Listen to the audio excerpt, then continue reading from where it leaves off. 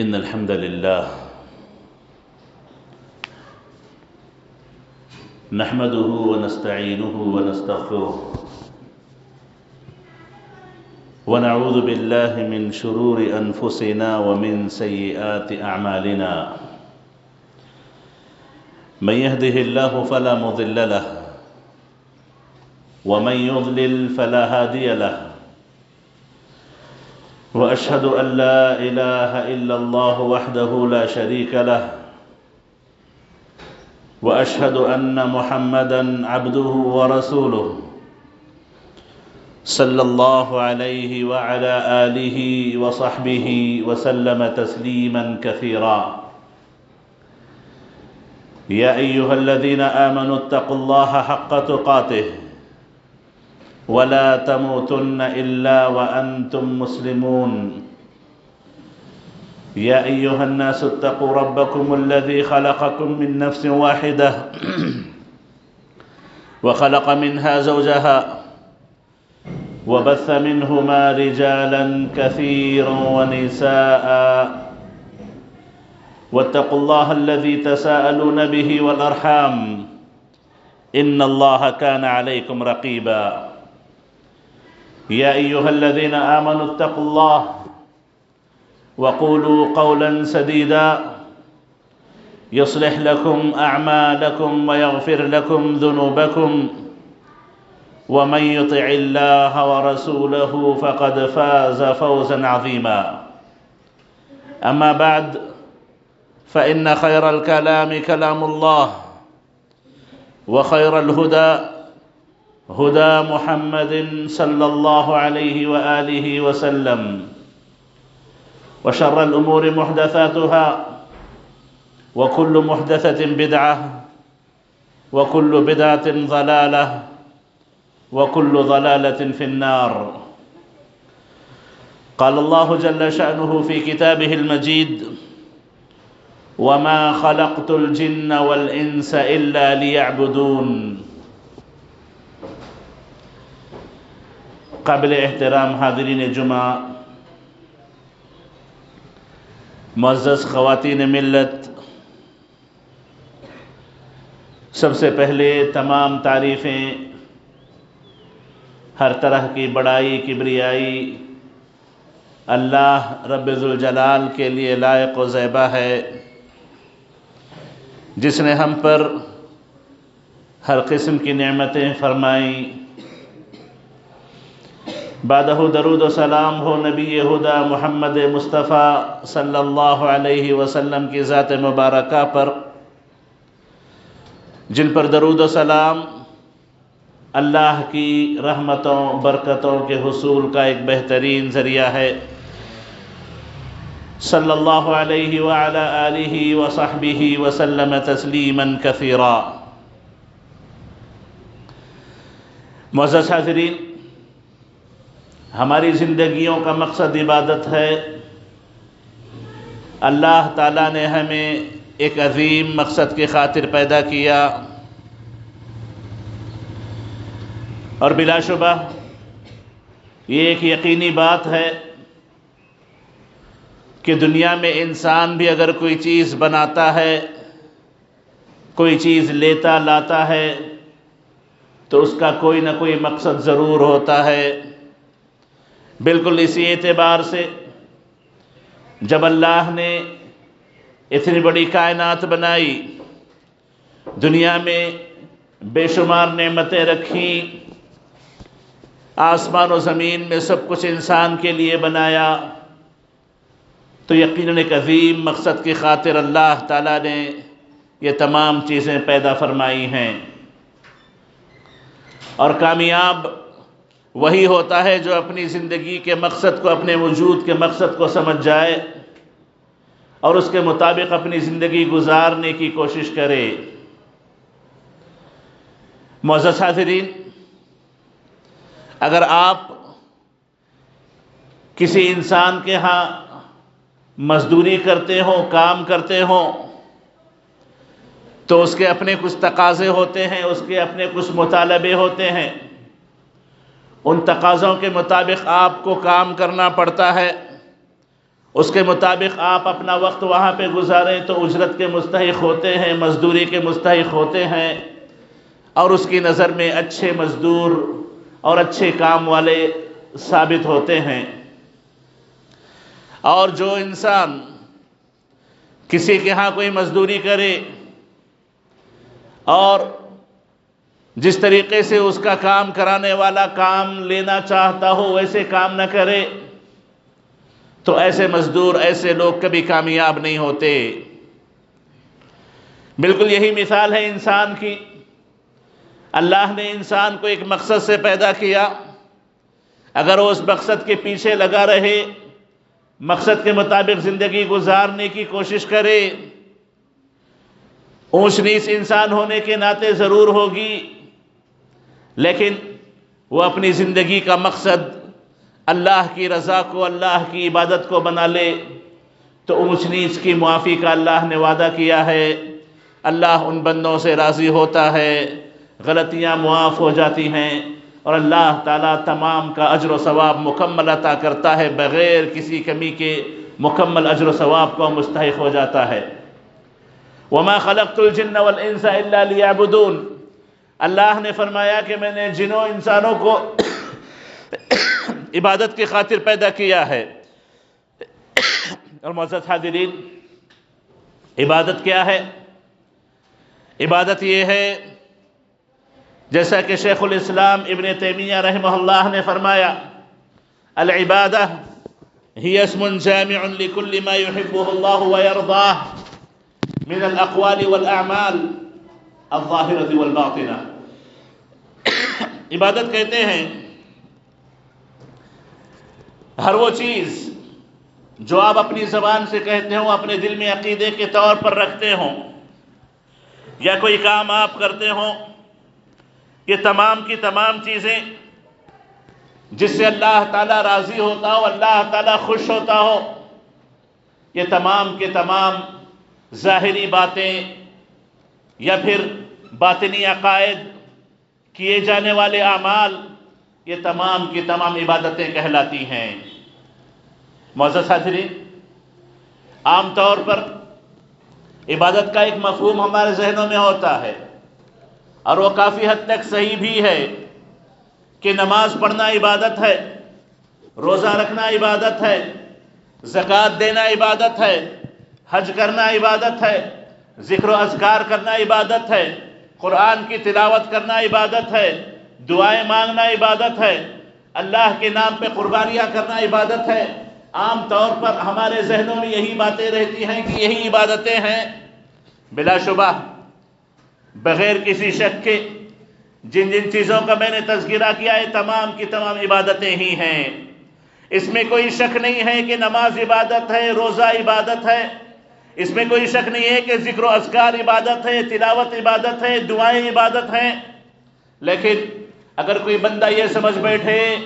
کہ یہی عبادت ہے، اس کے علاوہ اور عبادتیں نہیں ہیں، انسان کا زندگی گزارنا،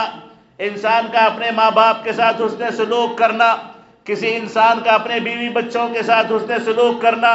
کسی انسان کا اپنے گھر والوں کو لا کر کما کر کے دینا، کسی کو کھلانا پلانا، کسی کے ساتھ حسن سلوک سے پیش آنا، اگر وہ ان تمام چیزوں کو عبادتوں میں شمار نہیں کرتا ہے تو یاد رکھیے ہم نے عبادت کے سمجھنے میں غلطی کی ہے۔ ہم نے عبادت کے سمجھنے میں غلطی کی ہے۔ عبادت کہتے ہیں ہر اس کام کو، ہر اس بات کو، ہر اس عقیدے کو، چاہے ہم زبان سے کہیں، اپنے دلوں میں رکھیں، ہم اس اعتبار سے کرتے ہیں کہ اللہ اس سے راضی ہوتا ہے، اللہ اس سے خوش ہوتا ہے، تو یہ تمام کی تمام عبادتیں ہیں، یہ تمام کی تمام عبادتیں کہلاتی ہیں۔ آپ چل رہے ہوں، کسی کے ساتھ آپ کی ملاقات ہو جائے، آمنا سامنا ہو جائے، آپ اس کے چہرے کو دیکھ کر کے مسکرا دیں، اس کو دیکھ کر کے آپ کے چہرے پہ مسکراہٹ آ جائے، یہ بھی ایک عبادت ہے، اجر و ثواب والا عمل ہے۔ آپ چل رہے ہوں، کوئی پریشان حال ہے، اس کی پریشانی آپ نے دور کر دی،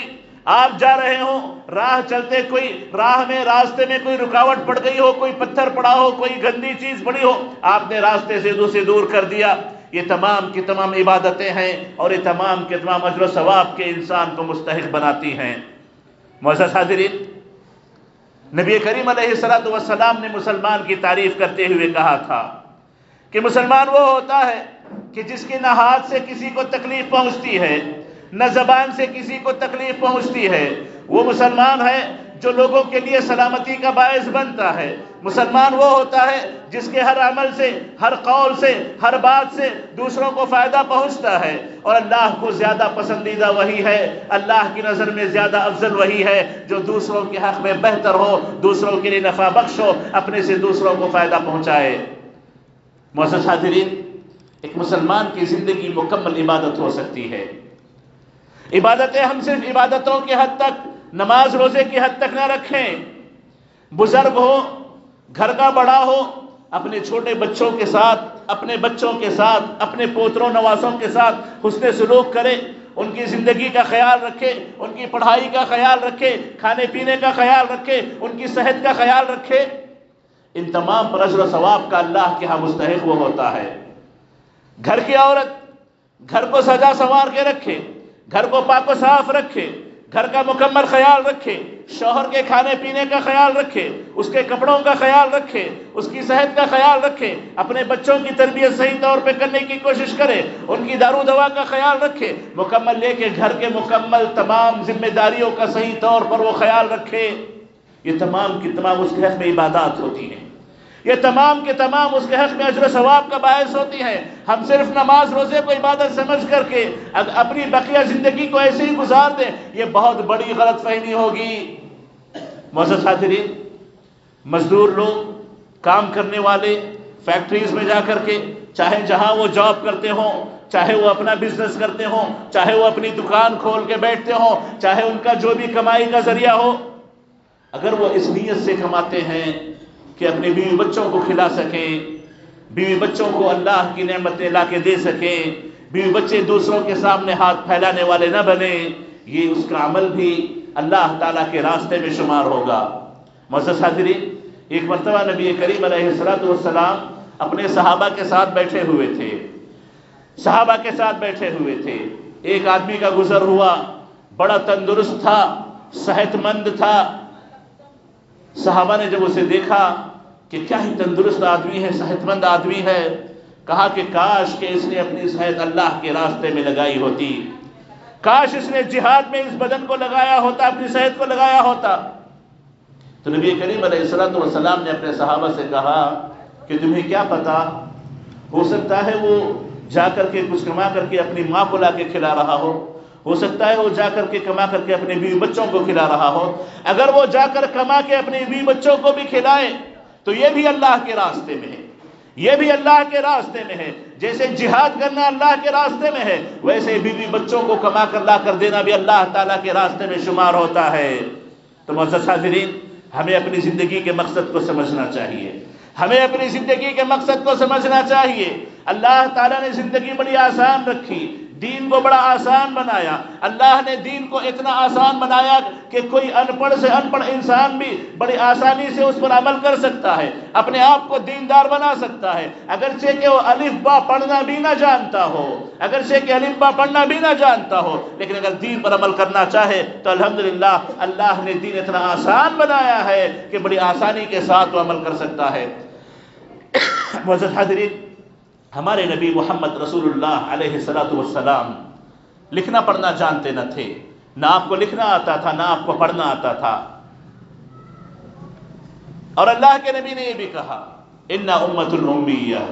ہم نہ لکھنے والی نہ پڑھنے والی قوم ہیں۔ معزز حاضرین، اس سے ایک اشارہ جو ملتا ہے، اس سے ایک اشارہ جو ملتا ہے کہ دین کی تعلیم کے لیے، دین پر عمل پیرا ہونے کے لیے انسان بہت زیادہ پڑھا لکھا ہو، ڈگریاں اس کے پاس ہو، یہ سب ضروری نہیں ہے۔ جس کو اللہ نے جتنا علم دیا، جس کو اللہ نے جتنی معلومات دی، جس کو اللہ نے جتنی سمجھ عطا کی ہے، وہ اپنی سمجھ، اپنی معلومات، اپنے علم کے مطابق دین پر عمل کرنے کی کوشش کرے۔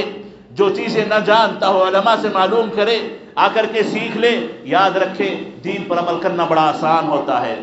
دین پر عمل کرنا بڑا آسان ہے۔ دین کو مشکل بنا کر کے نہ پیش کیا جائے، دین کو بڑا مشکل نہ سمجھا جائے۔ معزز حاضرین، دین کیا ہے؟ اسلام، ارکان اسلام دین ہے، ارکان ایمان دین ہے، اور ان پر مکمل یقین و ایمان رکھتے ہوئے احسان کے درجے کو پہنچنے کی کوشش کرنی چاہیے۔ ارکان اسلام کیا ہیں؟ آپ کلمہ توحید کی گواہی دے دیں، نماز کی پابندی کر لیں، رمضان کے روزے رکھ لیں، اللہ نے پیسہ دیا ہو تو علماء سے معلوم کر کے اس کی زکوٰۃ نکالتے رہیں، اللہ نے حیثیت و صلاحیت دی ہے تو زندگی میں ایک مرتبہ سے یہ حج کر کے آ جائیں۔ یہ ارکان اسلام ہے، اس کی پابندی ہر کوئی انسان کر سکتا ہے، اس کی پابندی ہر کسی کے لیے ممکن ہے۔ اس کے لیے کسی بڑی ڈگری کی، کسی بڑی پڑھائی کی، اور اس کے لیے کسی بہت زیادہ وقت فارغ ہونے کی ضرورت نہیں ہے۔ اپنے کام کاج میں رہتے ہوئے، اپنی دکان میں رہتے ہوئے، اپنی مزدوریوں میں رہتے ہوئے، ہر جگہ انسان ان 4-5 چیزوں کی بڑی آسانی سے پابندی کر سکتا ہے۔ اور ارکان ایمان کیا ہے؟ کہ آپ دل پہ یقین رکھیں کہ آپ کا ایمان اللہ پہ ہونا چاہیے، اور اس بات پر ہونا چاہیے کہ اللہ نے فرشتے پیدا کیے ہیں اور اللہ نے فرشتوں کو مختلف ذمہ داریاں سونپ کے رکھی ہیں، اور اس بات پر ایمان ہونا چاہیے کہ اللہ نے مختلف کتابیں نازل کی ہیں، ان کتابوں کو اللہ کی کتاب آپ کو ماننا چاہیے۔ خاص طور پر قرآن مجید پر آپ کا ایمان ہونا چاہیے، اور آپ کو یقین رکھنا چاہیے کہ اللہ نے رسول نازل کیے، اللہ نے رسول بھیجے، ان رسولوں پر آپ کا ایمان ہو۔ اور اسی کے ساتھ ساتھ آپ یہ یقین رکھیں کہ اللہ تعالیٰ نے آخرت میں حساب و کتاب لینا ہے، قیامت کا دن رکھا ہے، اپنے کیے کا پورا حساب و کتاب ہمیں جا کر کے دینا ہے۔ اور اس پر ایمان رکھیں کہ اللہ نے تقدیر لکھ دی ہے، اچھی تقدیر بھی اللہ کی طرف سے ہے، بری تقدیریں بھی اللہ نے لکھ دی ہیں، جو تقدیر جیسے لکھی ہو اللہ کی طرف سے لکھی ہے۔ ان 6 چیزوں پر آپ کا ایمان آ جائے، اللہ پر، اللہ کی کتابوں پر، اللہ کے رسولوں پر، اللہ کے فرشتوں پر، اور قیامت کے دن پر، اچھی بری تقدیر پر، آپ الحمدللہ مومن ہیں۔ اسلام کے ارکان میں نے آپ کو بتائے، ایمان کے ارکان میں نے آپ کو بتائے۔ ان سب کے معلوم ہو جانے کے بعد آپ اللہ کی زندگی میں عبادت ویسے کریں جیسے یہ تصور کرتے ہوئے کہ آپ اللہ کو دیکھ رہے ہیں، آپ اللہ کو دیکھ رہے ہیں۔ وہ ایمان پیدا کرنے کی کوشش کریں، وہ یقین پیدا کرنے کی کوشش کریں، اور اگر کسی وجہ سے وہ یقین پیدا نہ ہو پا رہا ہو تو کم از کم اتنا تو ہو سکتا ہے کہ آپ یہ یقین جانیں کہ اللہ مجھے دیکھ رہا ہے، اللہ کی نظر مجھ پر ہے، اللہ مجھے دیکھ رہا ہے۔ معزز حاضرین، آپ اسلام کے ارکان، ایمان کے ارکان، ان تمام کی پابندی کرتے ہوئے احسان کے ذریعے آپ اللہ کی عبادت کرنے کی کوشش کریں، آپ کی زندگی کامیاب ہے، آپ کی زندگی کامیاب ہے۔ معزز حاضرین، احسان ہمیں کیا سکھاتا ہے؟ نماز پڑھتے ہوئے آپ یہ تصور کریں کہ آپ اللہ کو دیکھ رہے ہیں، اگر یہ نہ ہو تو کم سے کم اتنا ضرور ہو کہ اللہ آپ کو دیکھ رہا ہے، یہ تو ہونا چاہیے۔ یہ نماز کا مسئلہ ہوا۔ روزہ رہتے ہوئے صبح سے شام تک بھوکے پیاسے ہوں، یقین ہونا چاہیے کہ آپ اللہ کو دیکھ کے اللہ کی خاطر روزہ رہ رہے ہیں، اگر وہ نہ ہو تو کم سے کم یہ تو یقین ہے کہ اللہ آپ کو دیکھ رہا ہے۔ یہ عبادتیں تو ہم جانتے ہیں۔ وہیں پر دکان میں تجارت کرتے ہوئے احسان کا جذبہ ہونا چاہیے آپ کے اندر۔ اللہ کے نبی نے منع کیا ہے کسی کے ساتھ دھوکہ نہیں کرنا چاہیے۔ آپ کسی کو دھوکہ دیں، آپ کسی کو دھوکہ دیں، اللہ کی نظر سے کیسے بچ پائیں گے؟ اللہ کی نظر آپ پر ہے۔ یہ احسان کا نچلا درجہ ہے، یہ احسان کا چھوٹا درجہ ہے۔ اگر آپ تجارت کرتے ہوئے محسوس کریں کہ میرے رب کو میں دیکھ رہا ہوں، آپ کبھی دھوکہ نہیں دیں گے، کبھی جھوٹ نہیں بولیں گے، کبھی آپ کسی کے ساتھ دغا بازی نہیں کریں گے۔ اور اگر یہ آپ کو محسوس نہ ہو تو کم سے کم یہ تو یقین ہونا چاہیے کہ اللہ آپ کو دیکھ رہا ہے۔ اس دھوکے کو اللہ تعالیٰ جانتا ہے، اس جھوٹ کو اللہ تعالیٰ جانتا ہے، اس غلطی کا اللہ تعالیٰ کو پتا ہے۔ معزز حاضرین، یاد رکھیں، عبادتوں کو ہم صرف نماز روزے تک رکھنے کے بجائے آپ عبادتوں کو اپنی پوری زندگی میں لاگو کریں۔ احسان کا جذبہ پوری زندگی میں آپ کے ہونا چاہیے، تو زندگی بڑی ہی خوش نصیب زندگی ہوگی، خوشی والی زندگی ہوگی، راحت و سکون والی زندگی ہوگی۔ اپنی بیوی سے سلوک کرتے ہوئے بھی آپ کو یقین ہوگا کہ میرا رب مجھے دیکھ رہا ہے، میرا حساب و کتاب لے گا۔ اور اسی طریقے سے پڑوسیوں کے ساتھ سلوک کرتے ہوئے آپ کو یقین رہے گا کہ میرا رب مجھے دیکھ رہا ہے، حساب و کتاب لے گا۔ یہ جذبہ، یہ احساس میں پیدا کرنے کی ضرورت ہے بڑے افسوس کے ساتھ ہم نے عبادتوں کو زندگی سے الگ کر دیا۔ یہ اللہ کی خاطر ہے، اس میں اللہ کا ڈر ہونا چاہیے، اس میں اللہ کی نظر کا احساس ہونا چاہیے۔ یہ دنیا کے لیے ہے، دنیا کے لیے سب چلے گا، دنیا کے لیے سب جائز ہے، یہ کبھی کسی صورت صحیح طریقہ نہیں ہے۔ ایک مرتبہ نبی کریم علیہ الصلوۃ والسلام نے فرمایا واللہ لا یؤمن، واللہ لا یؤمن،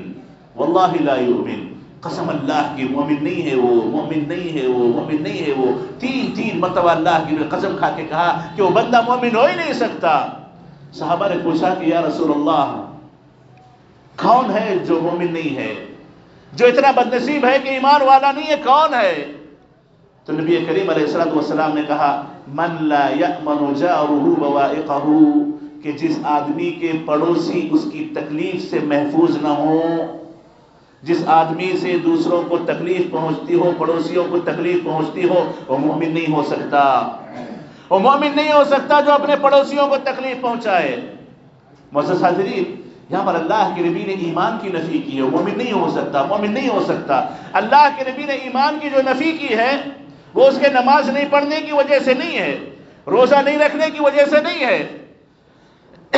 زکوٰۃ نہ دینے کی وجہ سے نہیں ہے، حج نہ کرنے کی وجہ سے نہیں ہے، بلکہ اللہ کے نبی علیہ الصلوۃ والسلام نے یہاں پر ایمان کی نفی کی ہے اس کے اخلاق کی وجہ سے، اس کی زندگی کی وجہ سے، اس کے سلوک کی وجہ سے، اس کے برے معاملات کی وجہ سے۔ اور ہم بڑے افسوس کے ساتھ نماز روزے میں بڑے دیندار بن جاتے ہیں، معاملات میں دیندار نہیں رہتے۔ معاملات میں ہم نے دین کو الگ، دنیا کو الگ کر دیا ہے۔ یہ بہت بڑی غلط فہمی ہے، بہت بڑی غلط فہمی ہے جو ہم نے پال رکھی ہے۔ تو معزز حاضرین، میں کہنا یہی چاہتا ہوں کہ اللہ نے ہمیں عبادت کی خاطر پیدا کیا ہے، اور عبادت کا معنی صرف روزہ و نماز نہیں ہے۔ عبادت کا معنی ہر وہ عمل جس سے اللہ خوش ہوتا ہو، ہر وہ عمل جس سے اللہ راضی ہوتا ہو، ہر وہ بات جس سے اللہ خوش ہوتا ہو، ہر وہ عقیدہ جس سے اللہ خوش ہوتا ہو، اس کو اپنی زندگی میں لانے کی کوشش کرے تو حقیقت میں آپ اللہ کے نیک اور سچے بندے ہیں۔ اور اگر یہ چیز نہ ہو، آپ دنیا کی ہزاروں نمازیں پڑھ لیں، ہزاروں عبادتیں کر لیں، لیکن آپ بقیہ زندگی میں صحیح معنوں میں مسلمان نہ ہو تو عبادتیں آپ کو بہت زیادہ فائدہ نہیں پہنچائیں گی۔ کیا کہا اللہ کے نبی نے؟ پڑوسیوں کو تکلیف دو گے تو مومن باقی نہیں رہو گے، پڑوسیوں کو تکلیف دو گے تو مومن باقی نہیں رہو گے۔ یہ ایک مثال اللہ کے نبی علیہ الصلوۃ والسلام نے دی ہے، ایسی آپ ہزاروں مثالیں لے لیں۔ بیوی کو تکلیف دیں، والدین کو تکلیف دیں، پڑوسیوں کو تکلیف دیں، اولاد کو تکلیف دیں، دوسروں کو تکلیف دیں، دوسروں کو دھوکہ دیں، ایمان کہاں باقی رہ جاتا ہے؟ عبادت گزار ہم کہاں سے ہو سکتے ہیں؟ تو معزز حاضرین، عبادت کے مفہوم کو صحیح سمجھنے کی کوشش کریں۔ عبادت یہ مکمل زندگی میں بہتر عمل کا نام ہے۔ عبادت اپنے آپ کو صحیح طور پر اللہ کا فرما بردار بنانے کا نام ہے۔ عبادت صرف مسجد میں آ کر کے نماز پڑھ کے جانے کا نام نہیں ہے۔ آپ کے گھروں میں آپ کی عبادت ہوگی، آپ کی دکانوں میں آپ کی عبادت ہوگی، آپ کے کھیتوں میں آپ کی عبادت ہوگی، جہاں آپ رہیں گے، جیسے آپ رہیں گے، جس حالت میں آپ رہیں گے، شریعت کے پابند رہیں تو آپ عبادت کر رہے ہیں۔ شریعت کی پابندی اگر آپ کی زندگی میں نہیں ہے تو صرف مسجدوں میں آ کر کے عبادت کر لینے سے آپ اللہ کے پسندیدہ نہیں ہو سکتے، جب تک کہ آپ کی زندگی شریعت کے مطابق گزارنے کی آپ کی کوشش نہ ہو۔ اللہ تعالیٰ سے دعا ہے کہ اللہ تعالیٰ ہمیں دین کو صحیح طور پر سمجھنے کی توفیق نصیب فرمائے، عبادت کے صحیح مفہوم کو سمجھنے کی توفیق نصیب فرمائے، اور اللہ تعالی ہمیں جب تک زندہ رکھے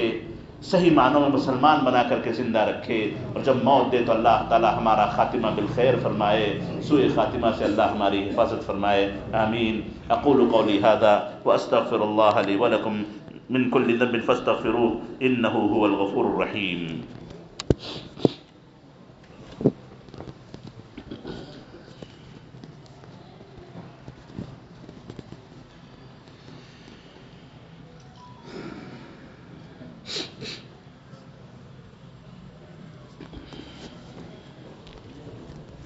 الحمد للہ رب العالمین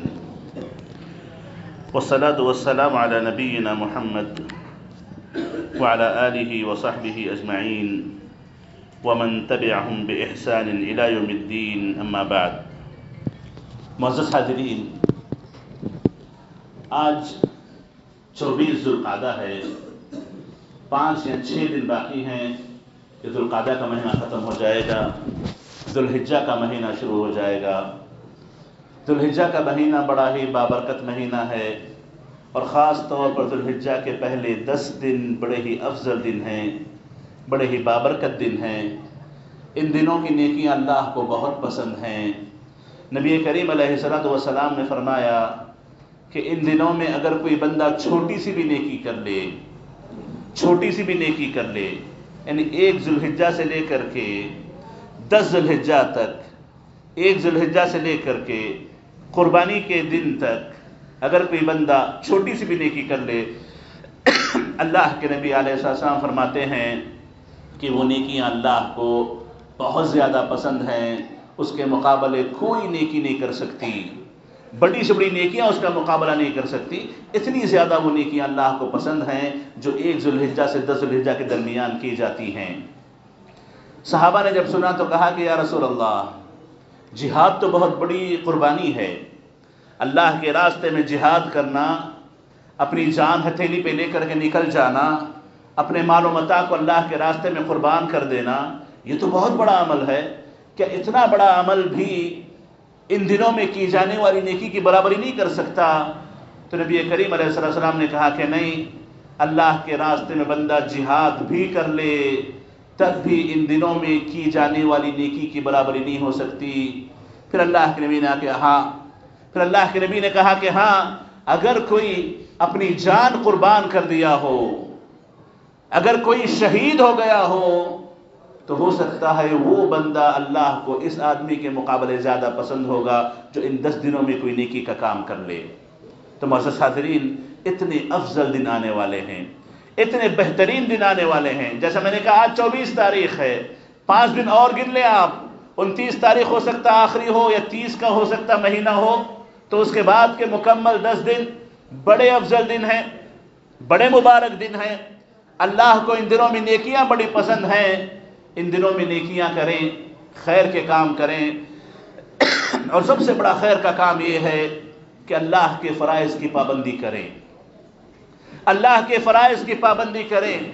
اللہ کے نبی علیہ الصلوۃ والسلام نے فرمایا، اللہ تعالیٰ کہتے ہیں، حدیث قدسی ہے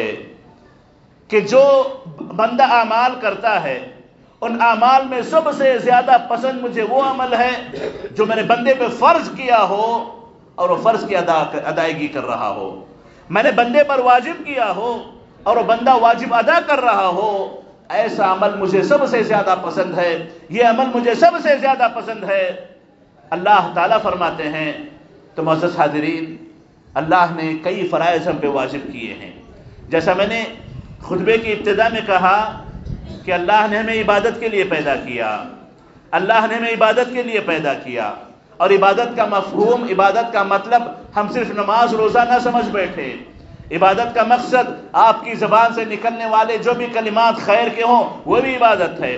آپ جو بھی خیر کا کام کریں وہ بھی عبادت ہے، بیوی بچوں کو کما کے کھلائیں وہ بھی عبادت ہے، گھروں میں عورتیں اپنے بچوں کو پکا کے کھلائیں وہ بھی عبادت ہے، چلتے ہوئے آپ کسی کی مدد کر دیں وہ بھی عبادت ہے۔ تو معزز حاضرین، اللہ تعالیٰ نے جو عبادتیں ہم پہ فرض کر دی ہیں، ان عبادتوں کی ادائیگی سب سے زیادہ اللہ کو پسند ہے، سب سے زیادہ اللہ کو عبادتیں پسند ہیں۔ تو فرض عبادتوں کی آپ پابندی کریں۔ فرض عبادتوں میں نماز آتی ہے، باجماعت نماز فرض ہے، باجماعت نماز کی پابندی کریں، یا اسی طریقے سے اور جو بہت سی عبادتیں ہیں جو آپ کی زندگی میں ہو سکتی ہیں، آپ کرتے ہو نفل طور پر، وہ آپ کر لیں۔ لیکن وہیں پر معاملات میں، اخلاقیات میں بہت سی عبادتیں فرض ہیں آپ پر، جیسے آپ پر یہ فرض ہے کہ آپ لوگوں سے سچ بات کہیں، کسی کو دھوکہ نہ دیں، فرض ہے آپ پر کہ آپ سچ کہیں، جھوٹ حرام ہے، سچ واجب ہے، سچی بات کہیں، دھوکہ دینا حرام ہے، صحیح معاملہ کرنا واجب ہے، لوگوں سے صحیح معاملہ کریں، بیوی سے حسن سلوک واجب ہے، بیوی سے بدسلوکی حرام ہے، اس سے پرہیز کریں، بچوں کے ساتھ بدسلوکی حرام ہے، بچوں سے اچھا سلوک کریں، پڑوسیوں سے حسن سلوک واجب ہے، بدسلوکی حرام ہے، ان واجبات کو ادا کریں۔ یہ واجبات اللہ تعالیٰ کو سب سے زیادہ پسند ہیں۔ اللہ کے نبی علیہ الصلوۃ والسلام نے فرمایا، اس آدمی کے گنہگار ہونے کے لیے اتنا کافی ہے کہ اللہ نے کسی کو کسی کی ذمہ داری سونپی ہو، اور ذمہ داری چھوڑ کے بیٹھ جائے،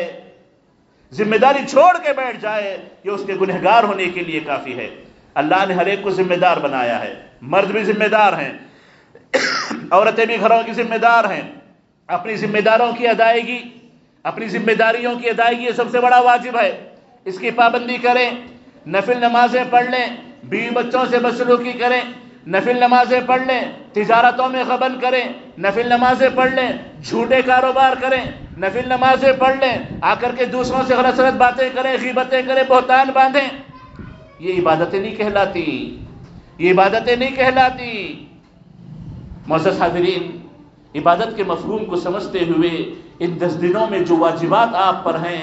اخلاق کے معاملے میں، کہ آپ بااخلاق ہوں، کسی کو تکلیف نہ پہنچائیں، آپ سچے ہوں، آپ کی زبان سچی ہو، اپنی نگاہوں کی حفاظت کریں، اپنے کانوں کی حفاظت کریں، ان واجبات کی آپ پابندی کر لیں، یہ اللہ کو زیادہ پسند ہے۔ واجبات کی ادائیگی کے بعد، واجبات کی ادا کر لینے کے بعد آپ کو نفل کی توفیق ملتی ہے تو الحمدللہ اللہ کا شکر ادا کریں۔ نفل نماز ہو، نفل روزہ ہو، نفل صدقہ ہو، یا اسی اعتبار سے نفل کوئی بھی نیکی ہو، وہ آپ اس کے بعد کر لیں، اس کی مکمل اجازت آپ کو ہے، لیکن واجبات کو چھوڑ کر کے بندہ نفل میں بیٹھ جائے یہ کوئی اچھی بات نہیں ہوتی۔ یہ ویسے ہی ہے جیسے کوئی بندہ رات بھر نماز پڑھتا رہے، فجر چھوڑ کے سو جائے، رات بھر نفل پڑھتا رہے، فجر چھوڑ کے سو جائے، یہ بہت بڑی بے وقوفی ہوگی، بد نصیبی ہوگی۔ جا کر کے پورے لوگوں کو کھانا بانٹ کے آئے، اپنے گھر والوں کو بھوکا مارے، یہ بہت بڑی بد نصیبی ہوگی۔ واجبات سے ابتدا ہوتی ہے، واجبات سے ابتدا ہوتی ہے، جو آپ کی ذمہ داری ہے، ذمہ داریوں سے ابتدا ہوتی ہے، یہی عبادت ہے، یہی اللہ نے ہماری زندگیوں کا مقصد بتایا۔ اور ہر کوئی بندہ اپنے مقاصد کی ادائیگی کی پوری کوشش کر لے، اللہ تعالیٰ زندگی کو بابرکت بنا دیتے ہیں،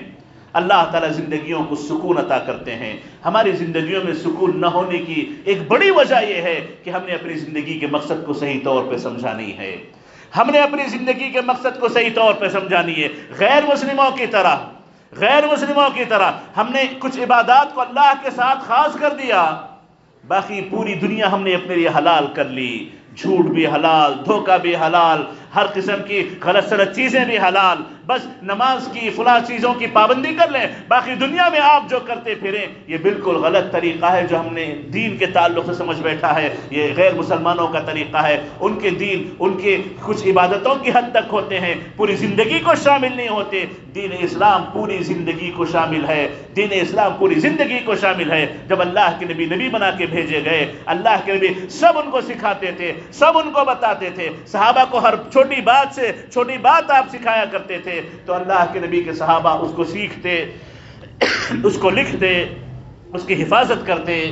تو ایک مرتبہ یہ ہوا کہ صحابہ میں سے عبداللہ بن عمرو کو قریش کے لوگوں نے کہا کہ تم سب کچھ اللہ کے نبی کی بات لکھتے ہو، وہ بھی انسان ہیں، ان سے بھی اونچ نیچ ہو سکتی ہے۔ اللہ کے نبی کو جا کر کے جب صحابی نے کہا، اللہ کے نبی نے کہا کہ میں جو کچھ کہتا ہوں لکھو، میں جو کہتا ہوں وہ بات حق ہوتی ہے۔ اور سلمان فارسی سے ایک مرتبہ قریش کے کافروں نے کہا کہ نبی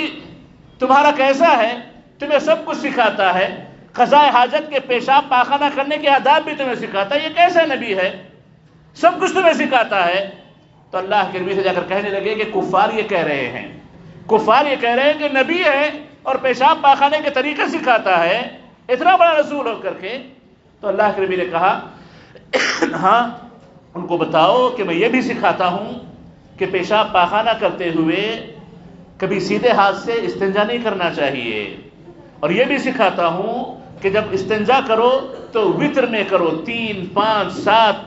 چونکہ اس زمانے میں پانی کی کمی تھی، پتھر یا کوئی اور چیز لے کر کے صفائی کرتے تھے۔ آپ نے کہا کہ ان سے بتاؤ کہ میں یہ بھی سکھاتا ہوں کہ 3 پتھر لینے چاہیے، پتھر میں گوبر نہیں ہونا چاہیے، پتھر میں گوبر نہیں ہونا چاہیے، ان پتھروں میں ہڈی نہیں ہونی چاہیے۔ اللہ کے نبی نے سکھایا تو ہمیں کیا بتاتا ہے؟ اللہ کے نبی صرف عبادتیں سکھانے نہیں آئے تھے، مکمل زندگی کا طور طریقہ سکھانے آئے تھے، پوری عبادت کا طریقہ ہمیں سکھانے آئے تھے۔ تو اللہ کے خاطر عبادتوں کو صرف دین نہ سمجھیں، نماز روزے کو صرف دین نہ سمجھیں، اور نماز روزے کو صرف عبادت نہ سمجھیں۔ آپ کی مکمل زندگی عبادت ہوگی، آپ کی مکمل زندگی عبادت ہوگی، آپ کا کمانا عبادت ہوگا، آپ کا کھانا عبادت ہوگا۔ جیسا کہ ایک صحابی نے پوچھا کہ آپ نماز کیسے پڑھتے ہیں؟ تو کہنے لگے کہ میں کچھ نماز پڑھتا ہوں، کچھ رات میں سوتا ہوں، اور کہنے لگے اس کے بعد کہ جیسے نماز پڑھتے ہوئے مجھے ثواب کی امید ہے، ویسے سوتے ہوئے بھی میں ثواب کی امید کرتا ہوں۔ میں سوؤں گا تو بھی اللہ مجھے ثواب دے گا۔ یہ کب ہوگا؟ جب انسان اپنی پوری زندگی عبادت میں گزارنے کی کوشش کرے، اور عبادت مسجد میں بیٹھنے کا نام نہیں ہے، مصلی بچھا کر کے تسبیح لینے کا نام نہیں ہے، صرف نماز روزہ عبادت نہیں ہے، ان سے آگے بڑھ کر کے اپنی زندگی کو شریعت کے مطابق گزارنا یہ عبادت ہے۔ اللہ تعالیٰ نے کئی واجبات ہم پہ فرض کیے ہیں، کئی واجبات اللہ نے ہمیں رکھے ہیں، ان تمام واجبات کی ادائیگی اللہ کو سب سے زیادہ پسند ہے۔ تو معزز حاضرین، یہ 10 دن آنے والے ہیں، ان 10 دنوں میں آپ بکثرت اپنی ذمہ داریوں کو سمجھیں، اپنے واجبات کو سمجھیں، اپنے بھائیوں کے مسئلے کو لے کر کے، بیوی بچوں کے مسئلے کو لے کر کے، پڑوسیوں کے مسئلے کو لے کر کے، تجارتوں کے مسائل کو لے کر کے اپنے واجبات کو سمجھ کر کے دیندار بننے کی کوشش کریں، دیندار بننے کی کوشش کریں، عبادت گزار بننے کی کوشش کریں۔ اور ان عبادتوں میں جو عبادتیں ان 10 دنوں میں کی جاتی ہیں، ایک بڑی عبادت قربانی ہے۔ تو یاد رکھیں، جس کسی کو اللہ نے طاقت دی ہے قربانی سے پیچھے نہ ہٹے، جتنی طاقت دی ہے اتنی قربانی ضرور کر لے۔ کم از کم ایک حصہ کسی بڑے جانور میں مل جانا، کم سے کم ایک حصہ کسی بڑے جانور میں مل جانا، اتنا تو اسے کرنا چاہیے۔ جس کو اللہ نے طاقت دی ہے اور جس کو اللہ نے طاقت نہیں دی ہے، کوئی حرج کی بات نہیں ہے۔ اللہ کے نبی علیہ الصلوۃ والسلام نے فرمایا کہ جس کسی کو طاقت ملی ہو قربانی کرنے کی، اس کے باوجود وہ قربانی نہ کرے، اس کے باوجود وہ قربانی نہ کرے، اللہ کے نبی نے فرمایا کہ وہ ہمارے عیدگاہ کے قریب بھی نہ پھٹکے، ہمارے عیدگاہ کے قریب بھی نہ آئے۔ تو معزز حاضرین، اللہ کے نام پہ قربانیاں کریں، اللہ کے نام پہ قربانیاں کریں۔ قربانی ایک بڑی عظیم عبادت ہے، ایک بڑی عظیم عبادت ہے۔ ابھی سے آپ کو اس کی تیاری کرنی پڑے گی۔ غریب لوگ ہوں تو بڑی تیاریوں کے ساتھ پیسے جمع کر کے اللہ کے نام پہ قربانی دینا چاہتے ہیں، تو قربانی سے کبھی بندہ پیچھے نہ ہٹے۔ آپ کی طاقت کو آپ سے کہیں زیادہ اللہ جانتا ہے، آپ کی حیثیت کو آپ سے کہیں زیادہ اللہ سمجھتا ہے۔ اللہ سے کوئی چیز چھپائی نہیں جا سکتی۔ ہو سکتا ہے آپ کسی مولوی سے چھپا لیں، ہو سکتا ہے کسی مسجد کے ذمہ دار سے آپ چھپا لیں، ہو سکتا ہے گھر کے کسی آدمی سے آپ چھپا لیں، لیکن اللہ سے چھپا نہیں سکتے۔ اللہ کی خاطر اللہ کے نام پہ قربانیاں پیش کریں، یہ اللہ کی مہمان نوازی ہے، کہ اللہ آپ کو کھلانا چاہتا ہے۔ قربانیاں آپ ہی کے استعمال کے لیے ہوتی ہیں، قربانیاں آپ ہی استعمال کرتے ہیں، گوشت آپ ہی استعمال کرتے ہیں۔ صدقہ کریں گے تو آپ ہی کا فائدہ ہوگا، یہ اللہ کی طرف سے آپ کو فائدہ پہنچانے کا ایک بہترین ذریعہ ہے جو اللہ نے 10 دنوں میں رکھا ہے۔